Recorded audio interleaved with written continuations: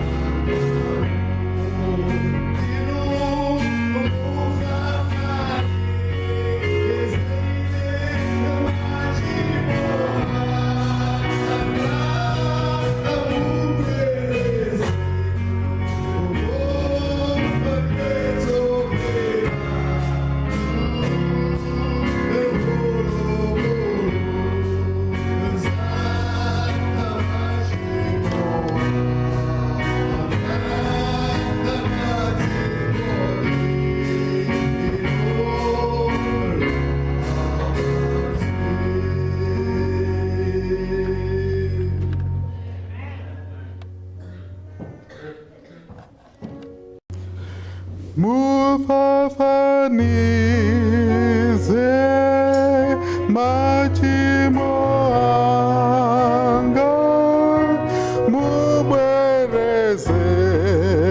tunditukira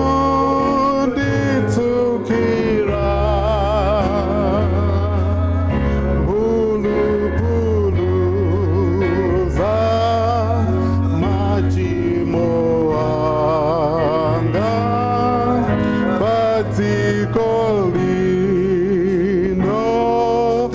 la pansi mayenela mayene let us all stand mayenela ulemu mayenela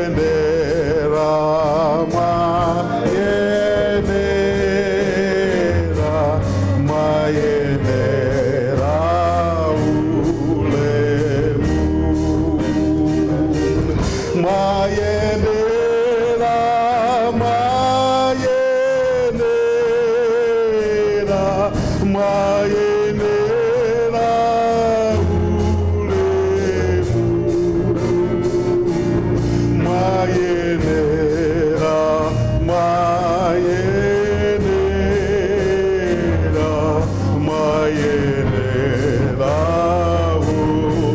ulemu mayenela mayenela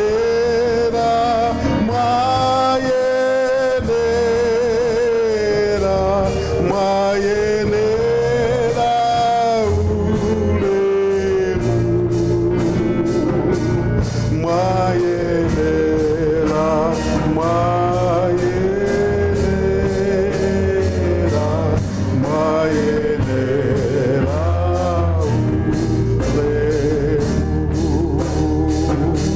ulemu. Father God, you deserve all the glory. And this morning as we come to worship you, we pray, Lord, that you will come and be with your people so that you can receive this offering of worship that we're going to give you today, for we pray in Jesus' name. And the church said, amen. Let us all sit down in the presence of the Lord. It's good to come to the house of the Lord. I always feel like David, who said that I came running when they said, come, let us go to the house of the Lord. Our message today comes from the book of John, and it comes from the chapter 9. And for some reason, John decides to dedicate the whole chapter about the healing of the blind man and the after effects of what happened after this blind man was healed. Now, the Gospel of John is considered one of the synoptic Gospels, but it's a little bit different than Matthew, Luke, and Mark, in that John does not take time to talk about the way Jesus was born or talk about how Jesus was growing up in Galilee. He just goes on to start talking about Jesus as the Son of God. And actually, we are told in John chapter 20 that John says that this gospel was written that they might know that Jesus is the Son of God, and knowing that he is the Son of God, people might believe in him and be saved. So John is writing to people he thinks they know already about Jesus, but they need to know more that Jesus is the Son of God, and therefore if they believe that Jesus is the Son of God, they will believe him and be saved. John does not go around and talk about all the type of miracles that Jesus did.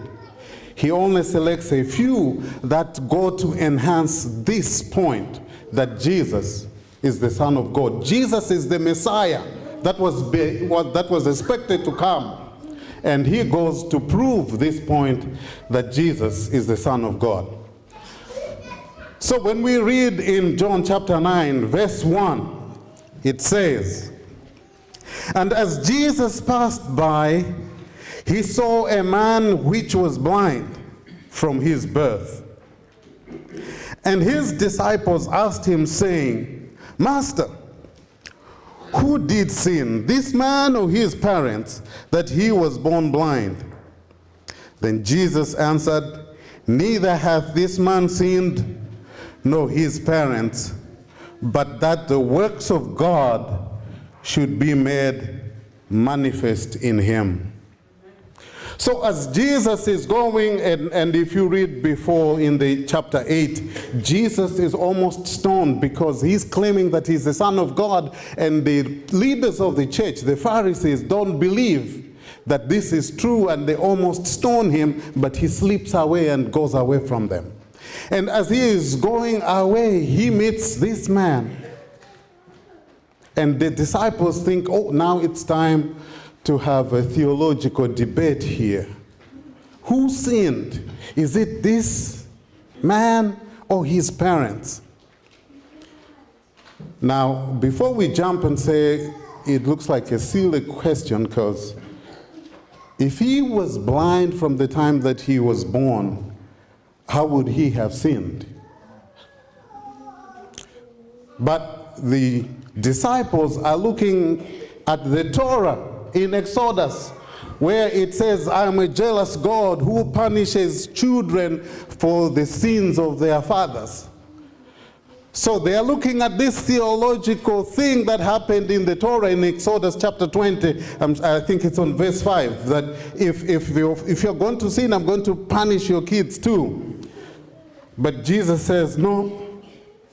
If you want to blame him, or if you want somebody to blame for the blindness, it is I that you have to blame. I'd like to say this to you folks, that sometimes the things that we are going through, it is because God is going to be glorified in the end. You could be going through a situation, a disease that does not seem to go away. Maybe budgets that cannot be reconciled no matter how much you work, but the budgets don't seem to reconcile. You don't know. Maybe it is because God wants to be glorified in your problems.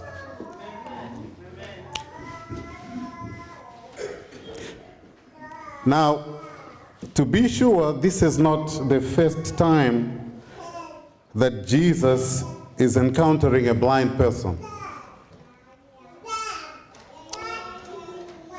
If we were to use today's language, we would say, this is not Jesus' first rodeo. Because he met another blind person in Mark chapter 10. We are told that there was a blind person who Jesus healed. Unlike these other blind people that he healed, sometime he also healed 2 blind people outside the city. But unlike these people, the one in Mark we know, because he was given a name. His name is Bartimaeus. Bar meaning son, Timaeus is the name of the father. So this person who was blind was the son of Timaeus.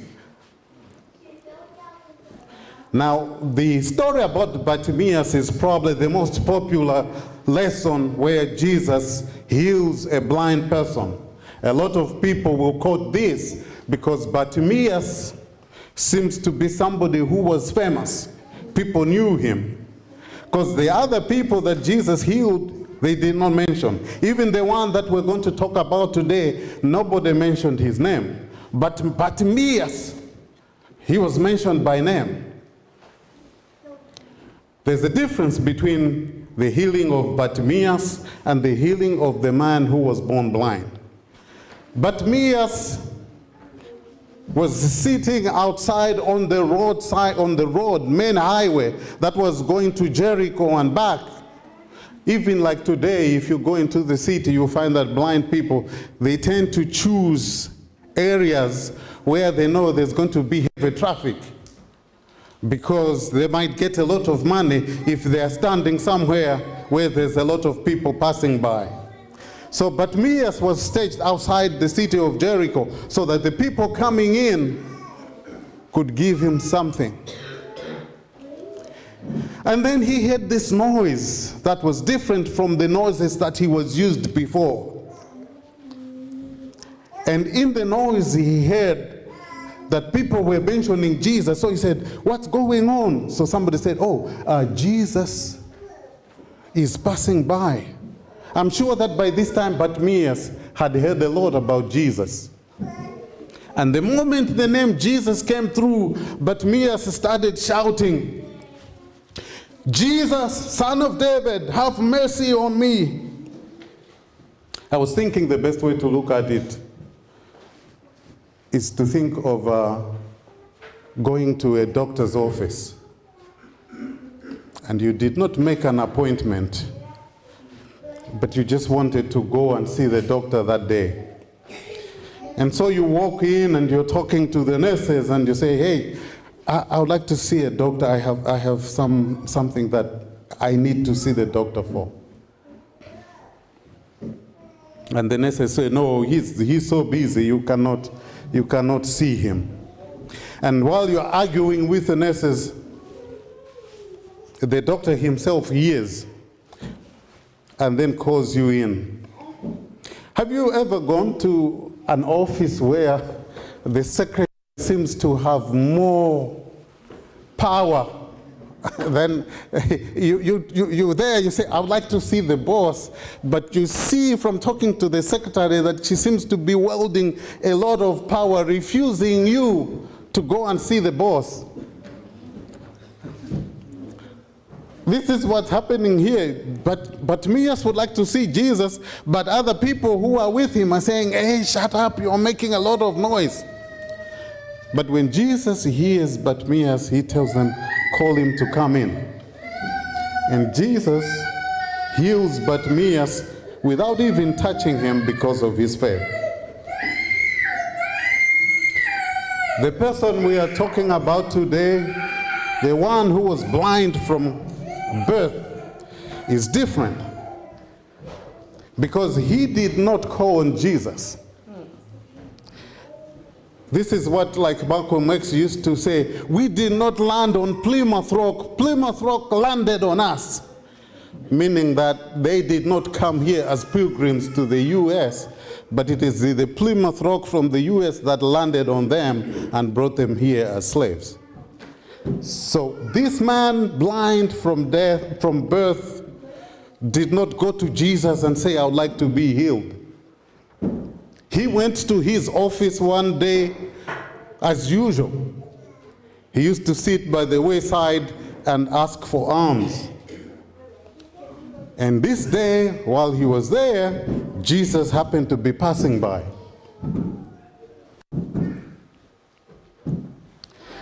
And Jesus decided to heal this man, even though he did not ask for it. But the way that he healed him is different from the way he healed Bartimaeus, because he spits on the floor and then makes a paste and then takes that paste and smooths it on his eyes. Now, I have my own spitting stories that I like to share. I know in here that if I started spitting on people and claimed that I was going to be healing them, we probably would start a fight. Because that's how we started a fight when we went herding cattle. Not that I did much of herding cattle, but one time I went for a vacation. In 1974, I went to Lunjika, and they said, hey, you need to have the experience of herding cattle. So we went, because we were town boys. Let's see how the town boys are going to do it. So we went, and while we were there, the older boys, some of the older boys just picked two younger boys and say, you and you fight. And, town boys like me were like, why are they going to fight? They haven't, there's nothing, they did not start each other. Sana Yambane. They did not start each other. Why would they fight? And they said, if he doesn't want to fight, you spit on his head. So to make him want to start to fight you. So indeed, this one person, this other one who was chosen, he went and spat on the head of the other one, and immediately a fight started. And the older boys were just there looking and watching, enjoying the fight. So I was like, I didn't know that spitting on someone could, cause somebody so much to anger like that. I'm surprised that this man who was healed, I don't know, I probably should have been there to see his reaction when he knew that it was spit that was being smeared on his face. Another spitting story is that my father, when he started working, he was not able to take our firstborn son, William, he's now a pastor. He wasn't able to take him home to show him to his father. He was a proud father wanting to go and show his son to his father back at home. And so when he took him, he was a little bit older, maybe like Vincent Kaula's age. So he took him to Lunjika, so his father was also William, could go and look at the baby. So the moment he arrived with William, the grandfather, our grandfather, his name was Kadoirere, he picked William up and held him in his hands, and with the other hand opened the shirt on his chest and started spitting on the pum, kamoyo kademerere, pum, kamoyo kademerere, pum, kamoyo kademerere. So he would spit on the chest and smear the saliva with his hand. That was his way of anointing. And he was doing this before he was a Christian. But he was doing something that Jesus also did. Oh, something fell. Sometimes I feel that our ancestors, there were a lot of things that were revealed to them that were discredited when the missionaries came. Because here, my grandfather is not a Christian, he is spitting, using what Jesus used to do to anoint my brother. Where did he learn that you can anoint using this way? I'll give you another example. Tying a medication and putting it around the neck. You'll say, oh no, that's not. Today here, they wear things on the hand and they say the medication is going to move from the hand and go into the. We used to do that. We used to do that. Our parents used to do that. Thinking that, knowing that when we put medication here, it's going to go through and go into the skin. They do it here now. When you put a patch on here, you're saying that the medication is going to move from your patch and go into the skin. Our parents used to do that. Maybe they were not given much credit. I know that sometimes it was mixed up with other things, but the idea was that when you wear this, you're going to get healed. So, this man, coming back to the story, Jesus spits and makes a paste and then puts it on his eyes and asks him to go and wash at the river, at the pool of Siloam, which means sent. Now, Jesus is doing something here. He heals Bartimaeus by just saying, your faith has healed you. He's healing this one using a paste bed of saliva. He healed another one with just plain saliva and smearing it on his face. What Jesus here is saying that what matters is not the process, but the person who is doing the processing. It's not the process that heals you. It's the person who is doing the processing that heals you.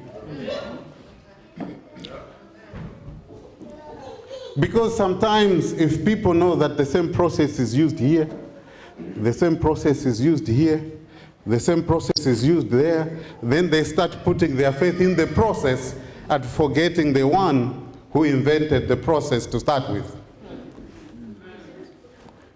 Let's not put our faith in the process. Let's put our faith in the one who starts the process, the one who invented the process. Because it is in the one who invented the process where the healing is. So Jesus asked this guy to go and wash himself in the pool. And he chooses to go. That's strange. And the other strange thing is that Jesus puts blood on him. Now, in this day and age, we would say he added insult to injury. Because why? This person is already blind. But if you take dirt and put in his face, you are not helping things. Of course, you might say, well, he's already blind. What does he have to lose? But I know whenever I have had sand or things in my eyes, it stings. It's not a good feeling. I would like to think that some of this dirt probably found its way in his eyes and made him feel worse than he was feeling every day. What is Jesus saying? He said, not only can I heal you, but I can heal you even if you are worse than what you are right now.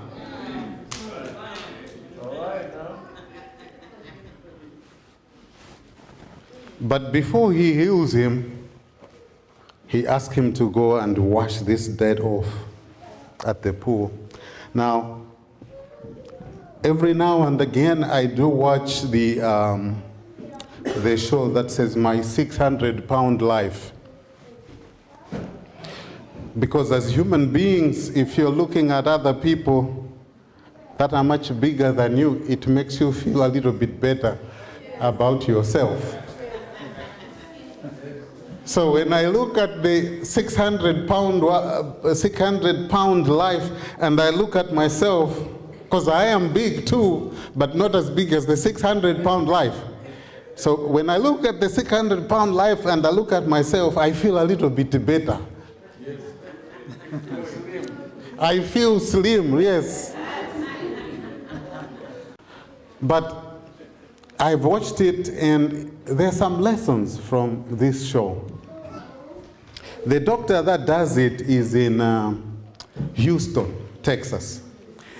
And people sometimes travel from all the way from California with their whole 600 pounds self to come and see this doctor so he can perform surgery to make them small. And the surgeries that he performs, sometimes he will cut the stomach off, or sometimes he will bypass it. But every time before he does surgery, he tells those people to go back and lose some weight before he can perform it. He usually says this: I don't want you to feel that the pill is the only thing that's going to help you. I want to see that you can lose the weight to start with before I do the surgery. So he will send them and say, I want you to lose 50 pounds in 1 month. And if you don't lose it, he doesn't do the surgery. Because then he thinks you are not ready. Because you think that after I do surgery, you will lose the pounds. But you will not lose the pounds because your mental capacity is not ready for this. So he will ask them to lose the weight. And people come back having lost weight. Sometimes he will send them twice. And they'll come back having lost about 100 pounds. Then he does the surgery. To me, this sounds like the same thing that Jesus is saying here. He could have said to this blind man, I want you to be healed in the name of God, and he would have been healed. But he adds insult to injury and puts more mud in him and tells him to go and wash in the pool. He could have chosen to say no, but he decided to go. Now, after he goes there, he washes, he is clean. Then comes the most interesting part. in the whole scenario here. Because then the neighbors and the friends say, isn't this the blind man that used to beg here? Some say, yeah, it looks like him, but I don't think it's him. Others say, oh, yeah, it is him. And then they take him to the Pharisees, to the church leaders, so he can be accepted. And the church leaders say, what happened to you? Weren't you blind? Yes, I was blind, but now you can see. Yeah, I can see. Who did this? He says, well, it's a person, it's a man named Jesus. Where is he? I don't know, because let's remember, Jesus told him to go and wash in the pool and left. So he did not see who Jesus was, because Jesus had already gone. He doesn't know who Jesus is. He knows him by the voice that somebody told me to go and wash this mud from the pool, but I don't know where he is. He is testifying about Jesus before he has even met him, or not that before he has even met him, but before he has seen him. So the issues go backwards and forth. They decide, oh, let's involve his parents, because when we are going to excommunicate, maybe we can excommunicate the whole family from the church, because by this time the Jews had put in a law. If you confess Jesus, your name is going to be taken out of the church. So they call the mother and father and say, is this your son? Yes, that's our son. Wasn't he born blind? Oh yeah, he was born blind, all right. Now he can see? Yeah, we see that he can see now. What happened to him? And the parents said, they know that there's this law that if we confess that Jesus is the one who did it, we're going to be excommunicated from the church. So they say, he is old enough, ask him. He can answer for himself. You know, sometimes Christians, you need to tell your own story. You cannot wait for other people to tell the story for you, because if you experience God in a special way, you are the only one who can tell that story in a special way. Oh, I remember a time when there was a depression before Barack came in. You know, other friends of ours who think they know the economy better messed it up for all of us. And my house was almost for foreclosure. It was going in for foreclosure. And then God came through. And I was able to keep the house. I remember the day that I came to church that day. I wanted to jump up and down the aisle because of what God had done for me. Nobody could have expressed what God had done for them the way I was going to. Because I know what Jesus did for me. When you know that your house is going to be taken pretty soon, people are going to come and start throwing things out. And then just before that happens, God comes in and allows you to keep your house. You can come in here and jump up and down and say, this one thing I know. Even though my house was about to be taken, but now I have it. This blind person said, it's told in, I think it's in verse 46 or 35, where they keep on badgering him. If it was in a court today, they would have said, if he had a lawyer, he would have said, objection, my lord.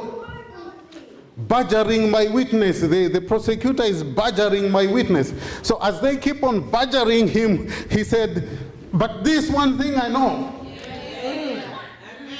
that whereas once I was blind, now I can see. You may say that he is a sinner, that's up to you. But as for me, where once I was blind, now I can see.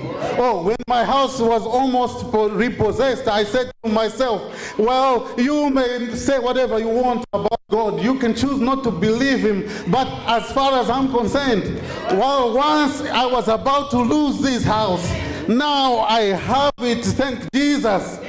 You might be going through some problems. It might be a sickness. Maybe just like this woman who had an issue of blood. You might be going through some issues that are not going away. And then Jesus comes in and makes the situation go away for you. You should be able to stand and say, but this one thing I know, that once I was sick, but now I am healed. Or you could be having financial problems. You could be having financial problems. But if God comes and rescue you from your financial problems, you should be able to tell your story and be able to say, I once was having all these problems. I was a pauper, but thank God, now I'm rich in Jesus' name. You could have a sin problem. Guilty, feeling guilty all the time. But if Jesus comes and rescue you, you should be able to say, oh, thank you, Jesus, for even when once I was in sin, now Jesus has found me. I am happy in him. Now, there might be some of us who will have burdens that will not go away. John's burden did not go away. He was beheaded. There might be a sickness that doesn't go away. You might have to carry it all the way until you die. Or maybe until Jesus comes. But even then, you should be able to say, although I have this problem today, but I know that a day is coming when all these things shall be rolled away from me. You see, the Pharisees were trying to tell this blind man not to tell his story. But after they realized that they were not going to be able to stop him, they decided to excommunicate him. They said he was thrown out of the synagogue.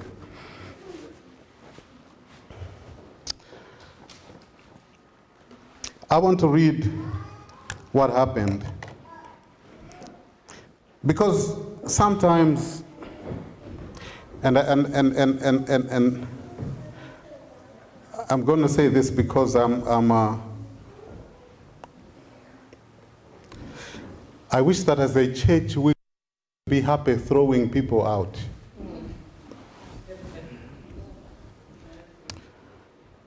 Instead of finding ways to keep them in.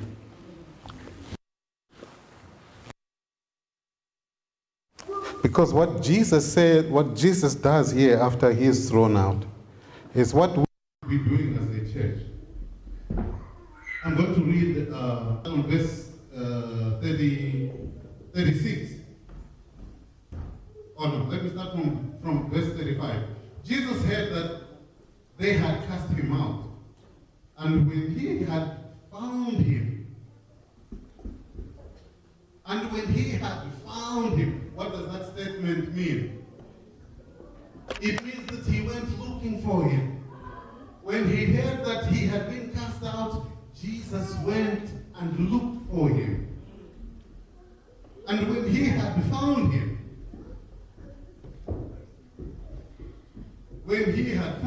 he said unto him, Dost thou believe on the Son of God? He answered and said, Who is he, Lord, that I might believe on him? Now remember, when Jesus gave him a physical healing, he didn't know exactly who he was. He just knew that a person by the name of Jesus healed me. Now Jesus is coming in to give him a spiritual healing. He says, Dost thou believe on the Son of God? Then he says, "Who is he, Lord, that I might believe on him?" And Jesus said unto him, "Thou hast both seen him, and it is he that talketh with thee." In other words, you have seen him now, and he's the one that's talking to you. And what was the reaction? And he said, "Lord, I believe." And he worshipped him.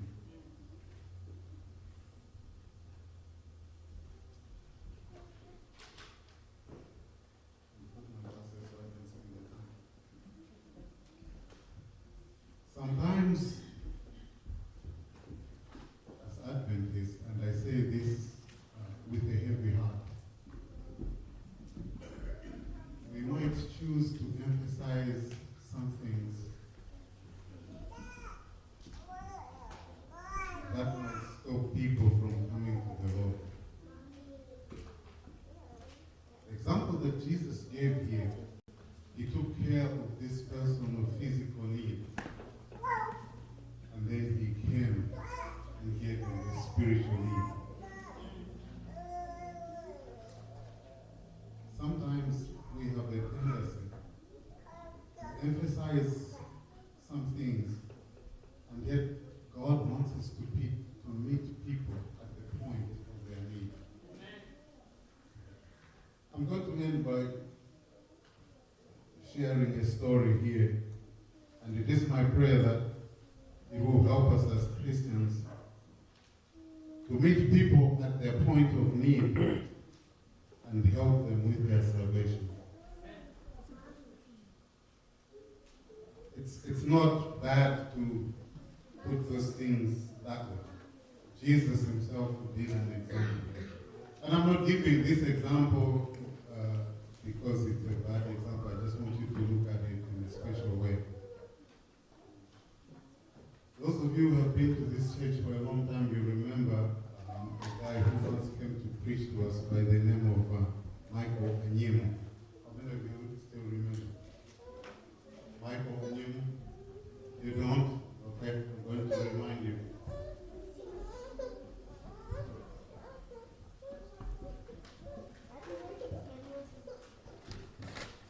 Michael Onyemo once came and preached and he sold us this book. Has anyone of you seen this book? Yeah. He came and preached here, and then he also told us that he had read it. And I went and bought the book. And I must confess, for a long time I didn't read it. So I would like to encourage everyone, when you get a book, when Dr. Wilima gives you a book, go and read it. And when I read this one, I knew him used to be in California. And then he came here to study at Andrews.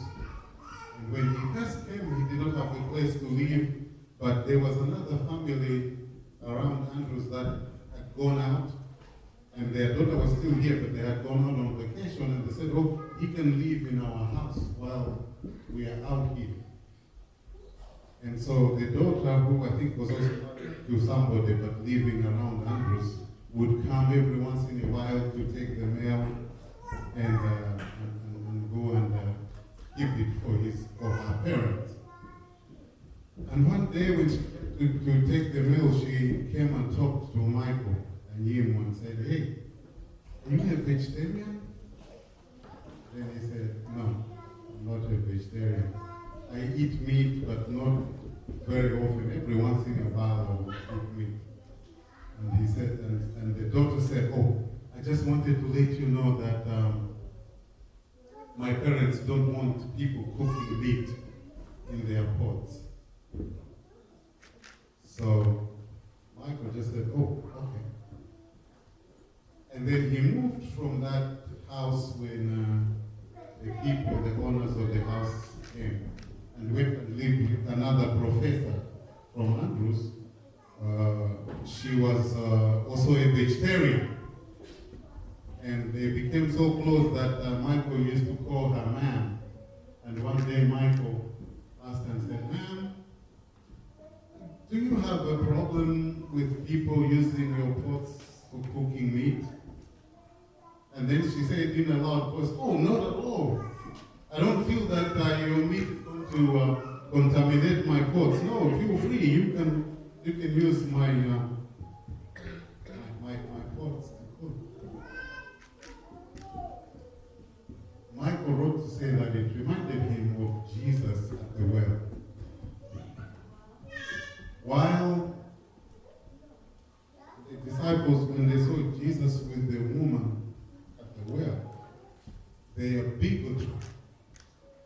They are feeling superior in their life with Christ. Came out.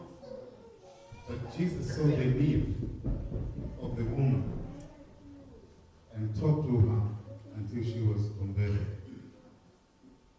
I'm not using this vegetarian story because I'm against vegetarianism.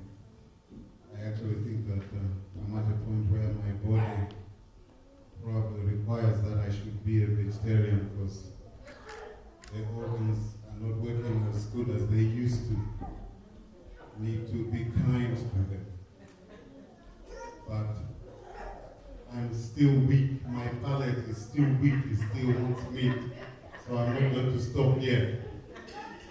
But there are other things that we do as Christians that show our biases and maybe look down upon other people. I remember growing up, and any song that was sung, as long as it was composed by the Presbyterians, Pastor Soko, or it was the no, the CCP even. Oh, but is the song saying the truth? Is the song talking about Jesus? Is Jesus being elevated in the song? If that's the case, what's wrong with singing that song? Even the Tumbuka hymns,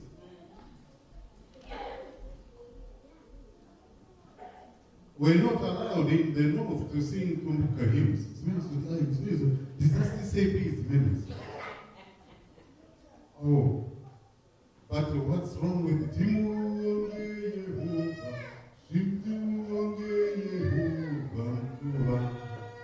Is there something really wrong with the saying Timu Yehovah just because it was composed by somebody from CCP? And then back in Malawi, we don't know that even the songs that we were singing here are not composed by Adventists.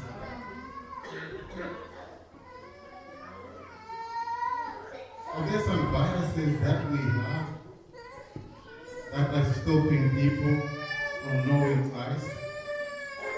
Because as I hear you say here, the message should be Christ and Him crucified alone. That's what we need to preach about. Christ and Him crucified for our sins. In this day of fast social media, every now and again you are bombarded with somebody showing the Pope doing something. Oh, that's the sign of the end of the time. The Pope is preaching about helping the poor. And you find something in there, instead of seeing the good thing that's going on, you're going to try and find something wrong there. As oh, this is the end of the. I'm not saying that we need to embrace the Roman, but we need to be careful with our bigotry and our thinking. If the Pope is going to go and wash the legs of somebody in prison, and I am not doing it, I'm not going to criticize him and say, oh, that's a disguise, that's a devil's disguise, so that he can start a one church. No, he is doing what Jesus said we should be doing. I am not. So why should I criticize him? I'm not saying that we should embrace the Catholic Church. We know what our message is. But maybe by just looking at our message and not looking at the large picture, by not saying, okay, if the Pope is trying to do this, and if this is going to mean the beginning of the world church, maybe instead of staying home and analyzing what he's doing, let's go out there and preach the gospel. Let's go out there and show Jesus and Him crucified so people might come to Him.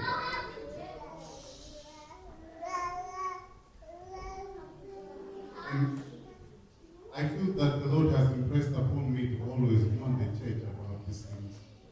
And I know when I say these things, sometimes people say, oh, he doesn't like the church. No. I love my church. But I want my church to be very careful. I want my church to do those things that Jesus wants us to do. And if somebody else is doing it, even Jesus, the disciples once came and said, oh, they are healing in your name. We found these people saying they're healing in Jesus' name. And Jesus said, hey, if they are not against us, they are for us. Why should we be worried about that? But what it should do is it should inspire ourselves, who call ourselves the last Christians, the last generation. We should go and want to do. If the one who is doing it, we think he is doing it for other motives. We, who have a better motive for doing it, should go and be doing it instead. It is my humble prayer that the Lord is going to help us, so that we live a life that's worth living, so that our lives should echo the sound. But this one thing I know, because if Jesus does something for you, you're not going to stop others from wanting to meet him. You're going to be a vehicle to help them to meet him. Amen.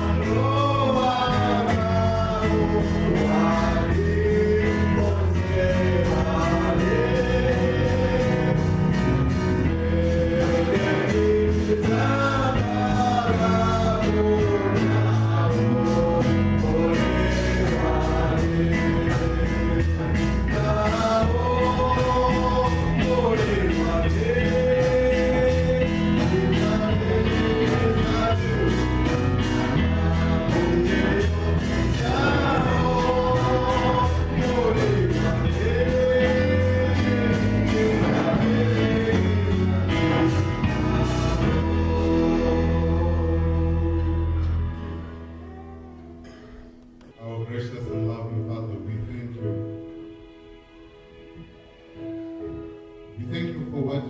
shown us today. We have gone wrong, that you are going to forgive us. But above all, Lord, we pray that you will make us to be your disciples, disciples that are willing to do your work so you can come again. Dismiss us with your blessings.